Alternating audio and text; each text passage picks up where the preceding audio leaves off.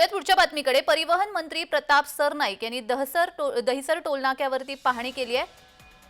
वाहतूक कोंडीवर तातडीने उपाययोजना राबवण्याचे आदेश त्यांनी दिलेले आहेत। टोल व्यवस्थापनाला कडक शब्दात त्यांनी सुनावलंय। उपाययोजना राबवण्यासाठी ठेकेदारांना येत्या शनिवारपर्यंतचा अल्टिमेटम देण्यात आलेला आहे। ठेकेदारांवर गुन्हे दाखल करून करार रद्द करण्याचे आदेश प्रताप सरनाईक यांनी दिलेत।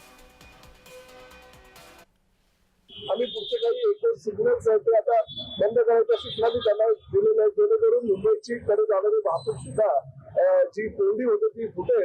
आणि अजून त्यांना मी 5 दिवसाची मुदत दिलेली आहे। पुढल्या शनिवारपर्यंत काही ज्या सूचना केल्या होत्या त्यांचं त्यांनी पालन केलं नाही। 100 मीटरवर बोर्ड लावायला सांगितलं होतं, त्यांनी दोन बोर्ड लावले फक्त 500 मीटरवर। या बाजूला जे बोर्ड लावले ते लाकडी बोर्ड आणि ते पडलेत खाली, लोकांना कळत पण नाही। म्हणजे करायचं म्हणून मंत्र्यांनी सांगितलं की करायचं, असा प्रकार ठेकेदारांनी केलेला आहे।